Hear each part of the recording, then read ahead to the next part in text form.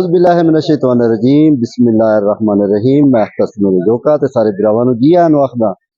बिरावों गल इंज है कि THQ हस्पताल बुआना जिंदे विच के 3 दिन सेहत कैंप लग्गा होया ते उत्थे की हुंदा पिया या की मरीज़ां नूं सहूलियात हैं साडे नाल इस वक्त मौजूद हैं इत्थों दे सीनियर वड्डे डॉक्टर उन्हां तों पुछदे हां भी की सहूलियात हैं इत्थे जी। जी तुसां बिल्कुल सही फरमाया है। साढ़े कोल इत्थे तहसील लैवल ते साड़ी जेहड़ी है अपने पंजाब दी चीफ मिनिस्टर उन्हां दी खसूसी हिदायत ते तहसील में सेहत मेले दा एहतमाम किया गया है। इहदे विच 8 काउंटर लाए गए ने जिहदा मतलब मकसद ये है कि खवा जेहड़े इहदे विच शहरी आउणगे जेहड़े मरीज आवणगे उन्हां दी हर एक चीज़ नूं तसल्ली नाल चैक किया जाए। इहदे विच उन्हां दा ब्लड प्रैशर भी है, शुगर भी है, उन्हां दी हाइट वेट भी है, उन्हां दी जेहड़े हैं उन्हां दी ग़िज़ाइयत जो कुछ वो खांदे ने उन्हां नूं उहदे मुताबिक भी दस्सिया जासी भी थोड़ी इस चीज़ की कमी है ते उन्हां नूं खुराक भी दी जासी।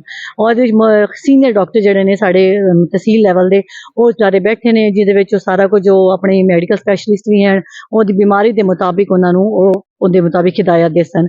बच्चियां दी जिहड़ी है हिफाजती टीके जात उन्हां दी भी खास एहतमाम किया गया है ते थोड़े बच्चियां नाल जेहड़े खवातीन हामला ने उन्हां नूं भी एक खसूसी दरखास्त है कि आवन इस चीज़ तो खास उल खास फायदा चुकन क्योंकि ये चीज़ जी 6 महीने बाद या साल बाद तुसी अपनी पूरे जिसम का एक खसूसी मुआयना करो तो थोड़े अंदर जिहड़ियां भी बीमारियां होवन निक्कियां मोटियां अंदर चलदियां पियां होवन वो भी पता लगता है कि कोई केड़े लैवल ते असीं फड़ सकने हैं।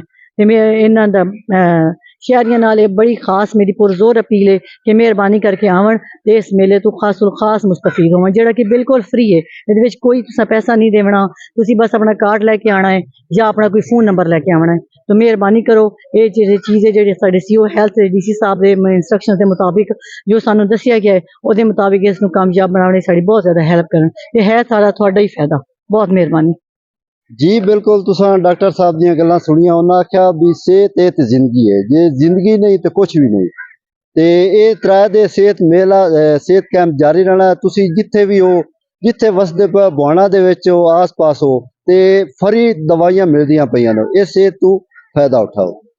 अपने मेज़बान अख्तर समेरे जोका नूं दिओ इजाजत नवीं गल्लां ते तुहाडी खिदमत विच दोबारा हाजिर होसां जिंदगी दी इजाजत अल्लाह हाफिज़।